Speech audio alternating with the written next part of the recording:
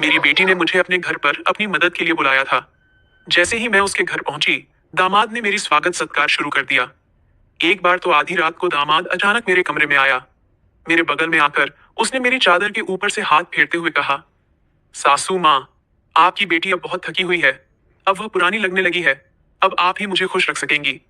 दामाद ने मुझे सांस लेने का भी समय नहीं दिया। रात से लेकर सुबह के 3 बजे तक लगातार नमस्ते। दोस्तों, आज की इस कहानी में आपका स्वागत है। मेरा नाम राधिका है और आज मैं आपको अपना और अपनी बेटी की कहानी सुनाने जा रही हूँ। तो दिल को थाम कर सुनिए। मेरी बेटी को उसके ऑफिस के काम से घर के कामों के लिए समय नहीं मिल रहा था।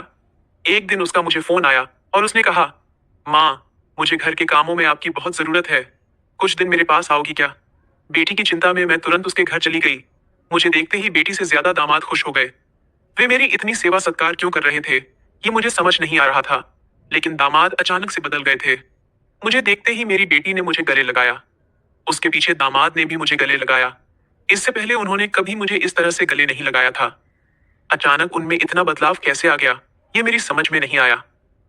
जब दामाद ने मुझे गले लगाया तो मुझे बहुत शर्म महसूस हुई। मेरी बेटी सरिता ने अपने पति के इस व्यवहार पर ध्यान भी नहीं दिया। जैसे ही मैं बेटी के घर पहुंची, उसने मुझसे कहा कि वह मेरे हाथों से बनी उसकी पसंदीदा सब्जी खाना चाहती है। आते ही मैं फ्रेश होकर बेटी के किचन में चली गई। उस रात दामाद और बेटी दोनों बड़े चाव से खाना खा रहे थे। खाना खत्म होते ही सरिता बोली, माँ, आज आपके हाथ का खाना खाकर बहुत अच्छा लगा। उसके कहने पर दामाद ने भी हामी भरते हुए कहा, मुझे तो ऐसा लग रहा है जैसे बहुत दिनों बाद पेट भरकर खाया हो। दामाद ने मेरी तारीफ किया तो सरिता ने अपने पति को गुस्से से देखना शुरू कर दिया। वह बोली, सुमित, मेरी माँ के सामने मेरी बुराई मत करो। तुम ऐसा बोल रहे हो जैसे मैं रोज खाना बनाती ही नहीं। क्या तुम रोज बाहर मेज में खाते हो? उन दोनों के बीच तू तू मैं शुरू हो गई। तब मैंने दोनों को शांत करते हुए कहा, सरिता, छोटी छोटी बातों को बड़ा मत बनाओ। दामाद तो बस मजाक में तुम्हारे सामने मेरी तारीफ कर रहे होंगे। वैसे भी रोज तो मैं यहाँ नहीं रहती। तुम ही अपने पति का ख्याल रखती हो। शायद वे सिर्फ हंसी मजाक कर रहे हो। मैंने अपनी बेटी से यह कहा क्योंकि मैं दामाद को कुछ कह नहीं सकती थी। खाना खत्म होते ही सरिता हाथ धोकर अपने कमरे में चली गई। मैं डाइनिंग हॉल साफ करने लगी। मेरी मदद के लिए दामाद थे। वे बोले, सरिता को तो कोई परवाह ही नहीं है माँ। इतने दिनों बाद आप घर आई, फिर भी वह पहले ही दिन से आपके ऊपर सारा काम छोड़कर मोबाइल लेकर कमरे में चली गई। यही तो रोज का हाल है। दामाद की बात से सहमत होकर मैंने डाइनिंग टेबल से बर्तन उठाए। तभी दामाद भी मेरी मदद के लिए किचन में आ गए। किचन से जाते वक्त दामाद ने अचानक मेरे हाथ पकड़ लिए। फिर दामाद जी बोले, सासू माँ, सच में आपके हाथों में जादू है। आपके हाथ का खाना खाकर मन बहुत प्रसन्न हो गया। आगे भी मुझे आपके इस तरह के अलग अलग रूप देखने को मिलेंगे। मेरा ना कोई साला है और ना कोई साली।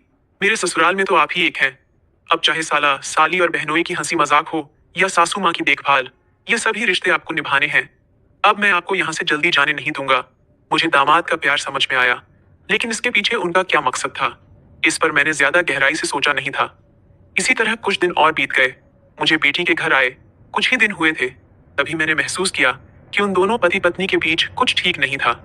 लगातार 3 दिन से मुझे रात को उनकी बड़बड़ाहट और दामाद की आवाज उनके कमरे से सुनाई दे रही थी। वह बात प्रेम की तो बिल्कुल नहीं थी। उन दोनों के बीच कुछ गड़बड़ थी। ये मुझे साफ महसूस हो रहा था, क्योंकि जब से मैं वहां आई थी, मैंने उन्हें कभी साथ में हंसते खेलते नहीं देखा था। एक दिन शाम को सरिता ऑफिस से जल्दी घर आ गई। उसे घर पर देख मैं 2 कप कॉफी लेकर उसके कमरे में चली गई। मुझे उससे थोड़ी बात करनी थी। कॉफी का बहाना लेकर मैं उसके कमरे में गई। मैंने उसके हाथ में कॉफी का कप दिया, लेकिन वह मुझसे बात करने के बजाय मोबाइल में व्यस्त थी। तब मैंने उसका मोबाइल खींचते हुए बोली, सरिता, क्या मुझे यहाँ बुलाने का मकसद यही है कि मैं तुझे मोबाइल खेलते हुए देखूं? मैं आई हूँ और तू मुझसे 2 मिनट भी बैठकर बात नहीं कर रही। अरे 2 शब्द माँ से तो बोल। और अगर तुझे बात नहीं करनी तो मुझे तुझसे बात करनी है। जैसे ही मैंने उसका मोबाइल छीन लिया, उसका ध्यान मेरी ओर हो गया। वह बोली, बोलो माँ, तुम्हें मुझसे क्या इतना जरूरी बात करनी है? तब मैंने उससे कहा, सरिता, तू खुद को इतनी कूल दिखाती है क्या? सच में तू वैसी ही है? क्या सच में तुम्हारे घर का माहौल इतना कूल है? मेरी बातों पर सरिता के चेहरे पर एक सवालिया निशान उभर आया। वह बोली, माँ, तुम क्या बोल रही हो? मुझे तो कुछ समझ में नहीं आ रहा। जो बोलना है सीधे बोलो। अब तुम टीचर नहीं हो और ना मैं तुम्हारी स्टूडेंट, जो तुम मुझसे इतनी सख्ती से बात कर रही हो। सरिता के कंधे पर हाथ रखकर मैंने उससे कहा, अरे, पिछले 3 दिनों से रात को मुझे तुम्हारे कमरे से तुम दोनों की बड़बड़ाहट सुनाई दे रही है। क्या तुम दोनों के बीच सब कुछ ठीक है? अभी तुम्हें बच्चा भी होना है? अभी से ही तुम्हारे बीच अनबन शुरू हो गई है। अभी तो तुम्हें साथ में पूरा जीवन बिताना है। यह सही तरीका नहीं है। मेरी बातों का जवाब देते हुए सरिता बोली, माँ, मुझसे कहने के बजाय समीर से कहो, क्योंकि हमेशा वही झगड़ा शुरू करता है। उस दिन भी देखा ना कैसे। वह खाने की टेबल पर मुझे कुछ भी बोल रहा था। फिर वह बोली, माँ, अब तुम ही बताओ। मैं ऑफिस में भी थक जाती हूँ। ऊपर से घंटों ट्रैफिक में मैं फंसकर घर आना पड़ता है। अब 3 दिन से तुम घर आई हो तो मुझे थोड़ी राहत मिली है। नहीं तो रोटियां बेलते वक्त भी मेरी आंख लग जाती थी। अब इतनी थकान के बाद भी मैं समीर को कैसे समय दूं? समीर तो कुछ समझने को तैयार ही नहीं है। और वैसे भी तुम्हें यहाँ बुलाने का आइडिया उसी का था। वह कह रहा था कि सासू माँ को आने से तुम्हें भी थोड़ा आराम मिलेगा। तुम यहाँ आई हो तो उसकी खाने की शिकायतें भी थोड़ी कम हो गई हैं। नहीं तो हर बात में यह ऐसा और वो वैसा ही चलता रहता था। तुम्हें बुलाने से पहले वह कह रहा था कि जब मेरी सासू माँ आएंगी तो मैं उनसे सारी ख्वाहिशें पूरी करवाऊंगी। अब तुम्हारे दामाद को तुमसे क्या ख्वाहिशें पूरी करवानी है, ये तुम ही देख लो। उसकी शिकायतों से तो मुझे थोड़ी राहत मिल गई है। सरिता की बातें सुनकर मुझे लगा कि सच में उसे काम से समय नहीं मिल पाता होगा, इसलिए समीर की खाने पीने की परेशानी हो रही होगी। और शायद इसलिए उन्होंने मुझे कुछ दिनों के लिए बुला लिया होगा। लेकिन दामाद को मुझसे और भी ख्वाहिशें पूरी करवानी थी, इसका मुझे कोई अंदाजा नहीं था। सरिता की बातें सुनकर मुझे लगा कि उनके बीच सामान्य झगड़े हैं जो वे खुद सुलझा लेंगे, इसलिए आगे मैंने सरिता को और नहीं समझाया। जैसे ही मैं उसके कमरे से बाहर निकली, मुझे दामाद की गाड़ी का आवाज सुनाई दिया। उस दिन समीर भी जल्दी घर आ गए थे। उन्हें घर में देखकर मैंने कहा, आज आप जल्दी आ गए। चलो, अच्छा हुआ। आज तुम दोनों बाहर जाकर डिनर कर लो। घर में संभाल लूंगी। उन्हें थोड़ा बाहर घूमने फिरने का मौका मिलेगा, इसलिए मैंने उन्हें डिनर के लिए बाहर जाने को कहा। लेकिन दामाद ने कहा, सासू माँ, होटल जाने की जरूरत नहीं है। आज मेरे बॉस का 50वां जन्मदिन है। बॉस ने जन्मदिन के मौके पर एक 5 स्टार होटल में पार्टी रखी है और हमें खास तौर पर उस पार्टी में बुलाया गया है। समीर की बात सुनकर मैंने कहा, अरे वाह, तो फिर तुम दोनों जल्दी से अच्छे से तैयार हो जाओ और साथ में पार्टी में जाओ। तब माँ जी बोले, सासू माँ, हम दोनों अकेले नहीं जाएंगे। बॉस ने पूरे परिवार को बुलाया है और आप भी हमारे परिवार हैं, इसलिए आप भी हमारे साथ चलो। तब सरिता भी मुझसे जिद करने लगी। उसने कहा, माँ, घर पर तुम अकेले बैठी क्या करोगी? तुम भी हमारे साथ चलो, तुम्हें भी अच्छा लगेगा। एक तो जब से तुम यहाँ आई हो, मैं तुम्हें कहीं बाहर घुमाने भी नहीं ले जा पाई। मैं छुट्टी लूंगी तो लूंगी, पर अभी तो तुम हमारे साथ बाहर चलो। कम से कम तुम्हारा भी मन थोड़ा हल्का हो जा। उन दोनों का इतना जोर बढ़ गया कि मुझे भी उनके साथ जाने के लिए तैयार होना पड़ा। मैं हमेशा कहीं भी जाती थी तो अपने साथ एक दो पार्टी वेयर कपड़े रखती थी। इस बार भी मैंने पिंक रंग की नेट वाली साड़ी साथ रखी थी। मैंने वही साड़ी पहनकर अच्छे से तैयार होकर कमरे से बाहर आई। जैसे ही मैं बाहर आई, दामाद मुझे लगातार देखने लगे। वो मुझे ऊपर से नीचे तक नजर फेरने लगे। उन्होंने कहा, आज आपको सासू माँ कहने में मुझे शर्म आ रही है, क्योंकि आप किसी भी तरह से उम्र दराज नहीं लग रही हैं। आज तो आप किसी हीरोइन से कम नहीं लग रही हैं। दामाद की बातों पर मुस्कुराते हुए मैं बाहर गाड़ी के पास चली गई। कुछ देर बाद घर को लॉक करके बेटी और दामाद भी बाहर आ गए। दामाद मेरी तारीफ कर रहे थे, लेकिन सरिता का ध्यान उस पर नहीं था। लेकिन जैसे ही पार्टी में गए और दामाद के बॉस हमारे पास आए, उन्होंने मुझे देखकर समीर से कहा, समीर, तुम्हारी साली तो बहुत ही सुंदर है। इस पर समीर कुछ बोलते उससे पहले ही सरिता बोली, बॉस, ये समीर की साली नहीं है, ये तो मेरी माँ है। ये समीर की सास है। हमारे रिश्ते को सुनकर बॉस चौंक गए। उन्होंने कहा, आपकी खूबसूरती और जवानी को देखकर ऐसा बिल्कुल नहीं लगा कि आप सासू माँ हो सकती हैं। बॉस ने अपनी गलती स्वीकारते हुए मुझसे माफी मांगी और वहां से चले गए। बॉस के जाते ही दामाद मेरी तारीफ करने लगे। उन्होंने कहा, सच में सासू माँ, आज तो आप सरिता से भी ज्यादा खूबसूरत लग रही हैं। सच में पत्नी तो ऐसी होनी चाहिए। ऐसा कहकर दामाद ने मेरे हाथ पर ताली मारी और हंसने लगे। लेकिन उनकी इस मजाक पर सरिता गुस्से से मेरी ओर देखने लगी। अब मुझे धीरे धीरे दामाद की नजरों का एहसास होने लगा था। कुछ देर बाद हम घर जाने के लिए निकल पड़े। घर पहुंचते ही सरिता और मैं एक साथ गाड़ी से उतरे। गाड़ी से उतरते ही सरिता ने मुझसे कहा, माँ, आज के बाद तुम्हें इतना सजने सनने की कोई जरूरत नहीं है। थोड़ा अपनी उम्र के हिसाब से रहना सीखो। गुस्से में तीखे शब्द बोलते हुए सरिता पैर पटकती हुई घर के अंदर चली गई। मुझे उसका गुस्सा कुछ समझ नहीं आया। असल में मुझे तो किसी भी बात पर गुस्सा आने का सवाल ही नहीं था। फिर भी सरिता मुझसे नाराज होकर पैर पटक हुए घर के अंदर चली गई थी। नादान लड़की सोचकर मैंने उसकी बातों को नजरअंदाज किया और घर में जाकर अपने कमरे में चली गई। कुछ देर बाद फ्रेश होकर मैंने रात में सोने के लिए नाइट गाउन पहन लिया। रोज की तरह सोने से पहले मैंने अपने हाथ पैरों पर बॉडी लोशन लगाया। तभी अचानक दरवाजे पर दस्तक हुई। दरवाजे पर दामाद थे। हमारी नजरें मिलते ही दामाद ने कहा, सासू माँ, अंदर आ सकता हूँ। यह घर उनका ही था, फिर भी वह कमरे में आने के लिए मुझसे अनुमति ले रहे थे। मैंने कहा, यह घर तो आपका ही है, मेरी अनुमति लेने की क्या जरूरत, आप यहाँ कभी भी आ जा सकते हो। फिर हंसते हुए दामाद कमरे के अंदर आ गए। उन्होंने मेरी ओर देखकर कहा, सासू माँ, सच में आज आप बहुत सुंदर लग रही थी। वैसे तो मैं आपको कभी यह कंप्लायंस दिखती है। कभी कभी सच में आपको सासू माँ कहने में मुझे शर्म महसूस होती है। कभी कभी तो आपको नाम से बुलाने की इच्छा होती है। सच में आप सरिता की बहन जैसी लगती हैं। बाहर कुछ समय पहले सरिता ने जो गुस्से में आपको कहा, वह सब मैंने सुना। उसकी बातों पर ध्यान मत दीजिए। और हाँ, एक जरूरी बात यह है कि सरिता की बातों को दिल पर लेकर आप अपना रहन सहन बिल्कुल मत बदलिए। आप जैसी हैं, बहुत अच्छी हैं। दामाद के मुंह से अपनी तारीफ सुनकर मेरे मन में लड्डू फूटने लगे। अगर 45 साल की किसी महिला की तुलना 21 साल की जवान लड़की से की जा रही हो, तो जाहिर है वह महिला खुश होगी ही। उस समय मेरे साथ भी वैसा ही हुआ था। दामाद की प्रशंसा पर मैं शर्मा गई थी। उस दिन के बाद दामाद की हदें बढ़ने लगी। 4 दिन बाद मुझे अपनी बेटी के कमरे से उनकी बहस की आवाजें सुनाई दी। मैं अपने कमरे से बाहर झांकते हुए वो सब सुन रही थी। तभी दामाद कमरे से बाहर आते दिखे। दामाद को बाहर आते देख मैं जल्दी से अपने कमरे में चली गई। मैं कमरे की लाइट बंद करने ही वाली थी कि समीर मेरे कमरे में आ गया। वह काफी गुस्से में लग रहा था। मैंने उसे एक गिलास पानी दिया और पूछा, सब ठीक तो है ना? इस पर दामाद बोले, सासू माँ, आपकी बेटी और आप में कितना फर्क है। शादी के बाद पति से कैसा व्यवहार करना चाहिए, उसे कैसे खुश रखना चाहिए, आपने सरिता को कुछ भी नहीं सिखाया।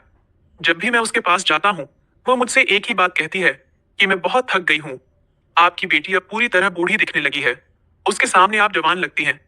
कहाँ आपकी जवानी और कहाँ सरिता की समय से पहले आई बुढ़ापा। मैंने शांत रहकर समीर की सारी बातें चुपचाप सुनी। उनकी बातें खत्म होते ही मैंने उसे समझाते हुए कहा, दामाद जी, आप गुस्सा मत कीजिए। सरिता अपने ऑफिस के काम में पूरी तरह थक जाती है, इसलिए वह थोड़ी परेशान हो गई है। कुछ दिन आप दोनों बाहर घूमने चले जाइए, सब कुछ ठीक हो जाएगा। काम की भाग दौड़ में खुद के लिए भी समय निकालना जरूरी है। इस पर दामाद बोले, मैं तो सब कुछ करने के लिए तैयार हूँ, लेकिन आपकी बेटी को ऑफिस से छुट्टी लेने की इच्छा होगी, तभी मैं भी उसके साथ कहीं जा सकूंगा। मैंने फिर से दामाद को समझाया और उनके हाथ में पानी का गिलास दिया। दामाद से बात करते हुए अनजाने में मेरा हाथ उनके पैर पर रख दिया गया। अचानक दामाद ने अपने पैर पर रखा, मेरा हाथ अपने हाथ से पकड़ा और मेरे हाथ से गिलास को एक ओर रखते हुए दूसरे हाथ से मेरे चेहरे से बाल हटाकर बोले, सासू माँ, आप सच में बहुत सुंदर हैं। आपको देखकर तो सरिता को देखने की इच्छा ही नहीं होती। कहाँ आपके चेहरे का तेज और कहाँ सरिता की झुर्रियां। दामाद मेरे सामने मेरी बेटी की बुराई कर रहे थे। मैंने उन्हें कहा, आप मेरी सुंदरता की तारीफ कर रहे हैं, इसके लिए धन्यवाद। लेकिन जिस लड़की के बारे में आप बुरा भला कह रहे हैं, वह मेरी बेटी है, ये मत भूलिए। दामाद बोले, सासू माँ, मैं कुछ गलत नहीं कह रहा हूँ, जो सच है वही कह रहा हूँ। अब सरिता बूढ़ी दिखने लगी है तो क्या करूं? आपके सामने वह सच में फीकी पड़ती है। आपकी सुंदरता बेहद मनमोहक है। बोलते बोलते दामाद की नजर मुझ पर टिकने लगी थी। तब मैंने उनसे कहा, अब काफी रात हो गई है, आपको जाकर सो जाना चाहिए, नहीं तो सरिता यहाँ आ गई तो वह और नाराज हो जाएगी। मैंने दामाद को जैसे तैसे अपने कमरे से बाहर किया, नहीं तो वह रात भर मेरे कमरे में ही बैठे रहते। खैर, जो भी हो, लेकिन समीर ने मेरी जो प्रशंसा की वह मुझे बहुत पसंद आई। अगले दिन शाम को जब दामाद ऑफिस से घर आए तो उन्होंने कहा, सासू माँ, कल मुझे 2 टिफिन पैक कर दीजिए, और वो भी भरकर। जब से आप मेरा टिफिन बना रहे हैं, ऑफिस में मेरी क्रेडिट कुछ ज्यादा ही बढ़ गई है। मेरे दोस्त रोज मेरे टिफिन की तारीफ करते रहते हैं, और आज तो मेरे बॉस ने भी मेरी तारीफ की।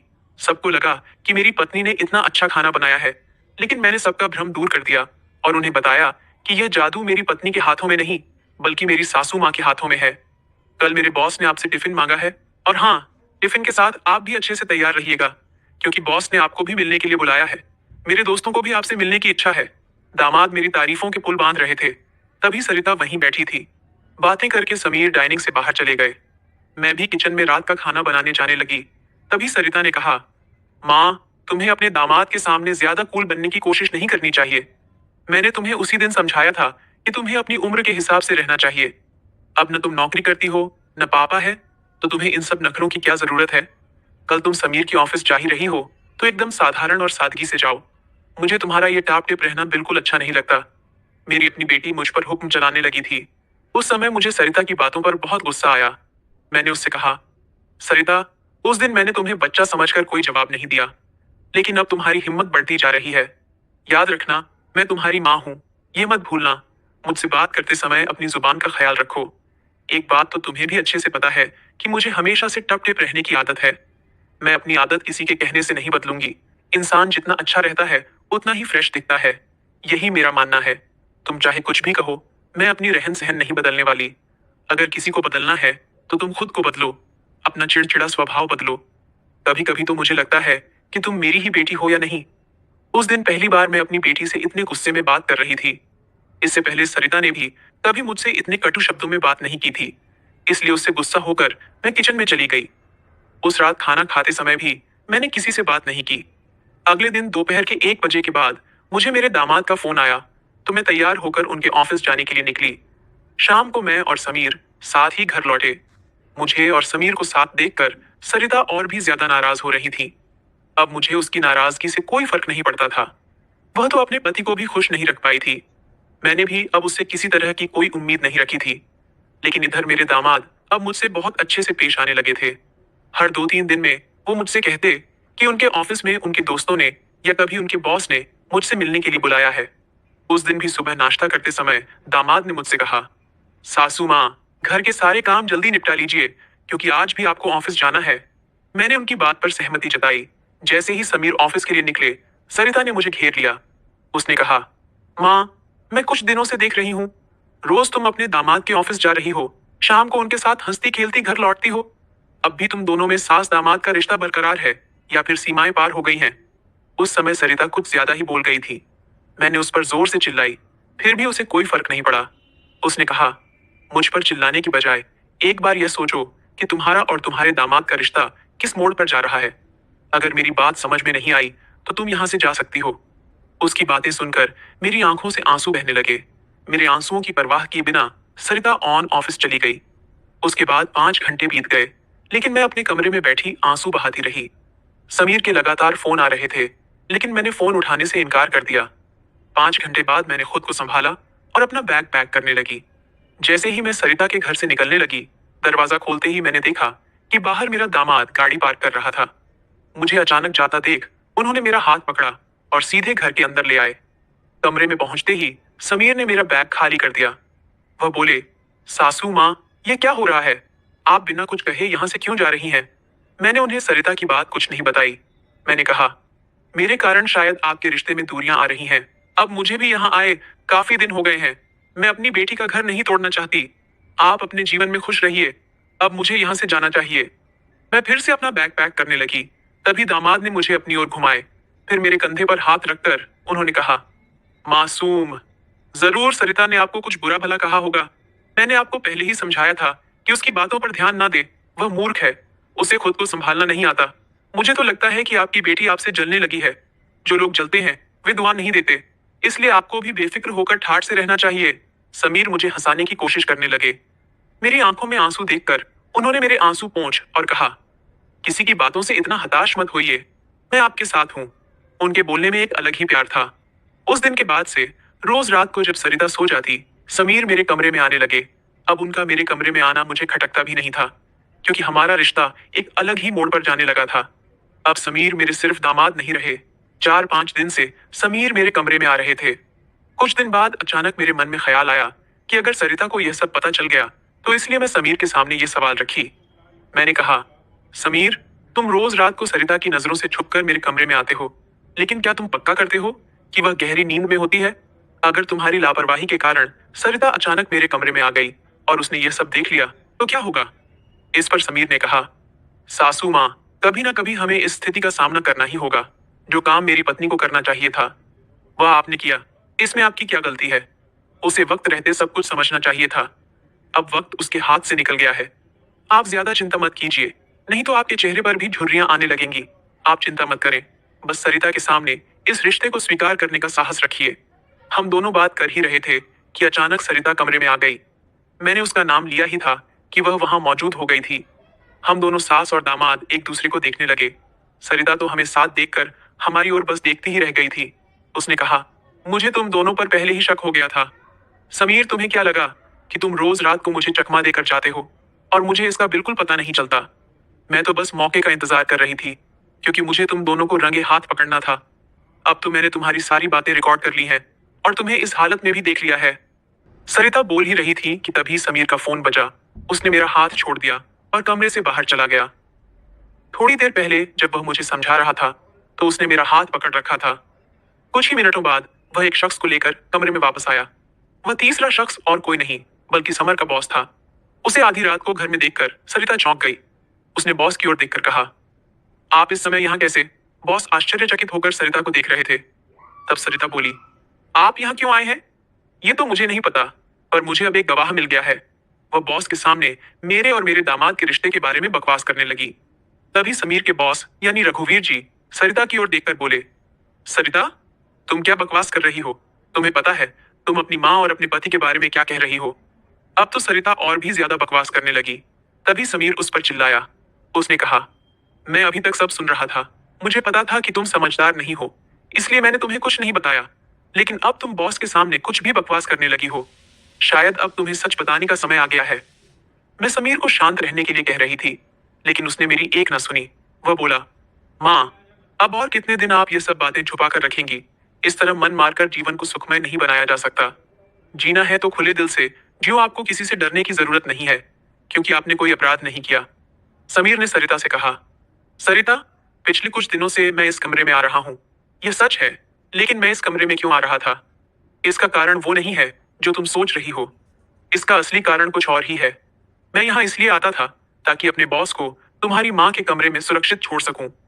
मैं तुम्हारी माँ के साथ नहीं, बल्कि मेरे बॉस होते थे। जिस दिन हम बॉस के जन्मदिन की पार्टी में गए थे, उस रात जब हम पार्टी से घर लौटे थे, तो मैंने तुम्हारी माँ को उनके कमरे में रोते हुए देखा था। उसी रात बॉस तुम्हारी माँ का फोन नंबर भी लिया था। उस रात बॉस तुम्हारी माँ को बार बार कॉल कर रहे थे। उस रात जब मैं तुम्हारी माँ के कमरे में गया, तो मैंने उनकी फोन में बॉस की कई मिस कॉल देखे। अगले दिन मैं बॉस से इस बारे में पूछ लिया। तभी मुझे सच्चाई पता चली। एक समय था जब तुम्हारी माँ और बॉस एक ही कॉलेज में पढ़ते थे। इतना ही नहीं, उन दोनों के बीच प्रेम संबंध भी था। लेकिन घर वालों के दबाव के कारण उन लोग एक साथ जीवन नहीं बिता सके। पर किस्मत में एक बार फिर 30 साल के बाद उन लोग एक बार फिर से आमने सामने खड़ा कर दिया। तुम्हारी माँ कुछ बोलने के लिए तैयार नहीं थी, लेकिन बॉस की वजह से मुझे उन दोनों के रिश्ते के बारे में पता चला। तब से मैं जानबूझकर कभी दोस्तों का बहाना बनाया, तो कभी बॉस का तुम्हारी माँ और बॉस को एक दूसरे से मिला सकूं। धीरे धीरे मैं तुम्हारी माँ के चेहरे पर खुशी देखने शुरू कि वह भी अपनी पुराना रिश्ता जीने लगी। लेकिन तुमने इसे गलत समझा और माँ पर गलत आरोप लगाए। तुम्हारी आरोपी से तुम्हारी माँ ने घर से बाहर निकलना बंद कर दिया। तब से मैं इस प्रेमी जोड़े को घर में ही मिलनी शुरू कर दी। तुम्हारी माँ जानती थी कि तुम इस उम्र में इस रिश्ते को स्वीकार नहीं करोगी, इसीलिए तुमसे उन्होंने कभी खुलकर इस बारे में बात नहीं की। लेकिन मुझे लगता है कि उन्हें अपनी जिंदगी की फैसला खुद करनी चाहिए। सरिता बोली, प्रेम, तुम मेरी माँ को उनके प्रेमी के लिए इतना प्रयास कर रहे थे। तुम दामाद होकर भी कोई आपत्ति नहीं कर रहे थे और मेरी माँ को जीने का मौका दे रहे थे। मैं आगे बढ़ी और सरिता की आंखों में आंसू भरे बोली, मुझे माफ कर दे बेटी। मुझे इस उम्र में यह सब नहीं करना चाहिए था। मुझे रघुवर से फिर से नहीं मिलना चाहिए था। लेकिन तू चिंता मत कर, सुबह होते ही मैं यहाँ से चली जाऊंगी। मैं रघुवीर से कभी नहीं मिलूंगी। इस उम्र में मैं तुम्हारे मुंह से ये बातें सुनने से पहले ही यहाँ से चली जाऊंगी। मेरी आंखों में आंसू देखकर सरिता बोली, माँ, मुझे माफ कर दो। मैंने तुम्हें समझा ही नहीं ना। मैं तुम्हारे अकेलेपन को कभी महसूस किया। अब वो समय तो बीत गया, पर तुम मेरे लिए जी सकती हो, तो मैं तुम्हारी खुशी में शामिल क्यों नहीं हो सकती? तुम्हारी समय में दादा ने तुम्हारी शादी नहीं होने दी होगी, लेकिन मैं अब उनके नक्श दम पर नहीं चलूंगी। मैं तुम्हें और बॉस को आगे की जीवन जीने के लिए ढेर सारी शुभकामनाएं देती हूँ। बॉस, मुझे मेरे पिता के रूप में स्वीकार है। बेटी की सहमति को सुनकर मेरे आंखों में आंसू आ गए। रघुवीर भी मेरी तरह ही अपने जीवन में अकेले थे। अगले 3 दिनों के भीतर रघुवीर और मेरे मैरिड की रजिस्टर्ड बेटी और दामाद की मौजूदगी में हो गई। शायद यह पहली बार हुआ होगा कि एक बेटी ने अपनी माँ की विदाई की होगी। मेरी विदाई के समय मैं सरिता को एक सीख दी। मैंने उससे कहा, सरिता, पैसा सब कुछ नहीं होता, इसलिए पैसे को छोड़कर कभी अपने परिवार पर भी ध्यान देना चाहिए। कर्तव्यों से भागकर ना तो जीवन होता है, ना तो खुशियां मिलती हैं। अब समय आ गया है, तुम अपनी जिम्मेदारियां पर ध्यान दो। सरिता ने मुझसे वादा किया कि आगे से वह अपने घर की जिम्मेदारियां को पीछे नहीं छोड़ेगी। मेरी विदाई होते ही सरिता ने 20 दिनों की छुट्टी ली। शादी की 2 साल बाद मेरी बेटी और दामाद एक बार फिर हनीमून पर गए। तो दोस्तों, शादी और प्यार की उम्र नहीं होती। जहां दिल मिलते हैं, वहां रिश्ते भी अपने आप बन जाते हैं। बस जरूरत होती है एक दूसरे को समझने की।